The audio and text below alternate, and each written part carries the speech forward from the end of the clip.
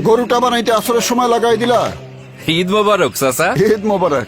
এত রাগারাগি করতেছেন কি নিয়া? আরে গরুটা বানাইতে আসরের সময় লাগাই দিল, এখন এই চামড়াটা নিয়ে আমি কি করব? মনটা কইতেছে তগো চামড়া অনেক ঝুলাই রাখি। চাচা, এত চিন্তা করণের কিচ্ছু নাই। গরুর চামড়ায় লাইগা থাকা চর্বি মাংসগুলি ভালোভাবে ছাড়াইয়া চামড়া প্রতি 7-8 কেজি লবণ ছিটাইয়া সংরক্ষণ করলে অনেক দিন পর্যন্ত চামড়া ভালো থাকে।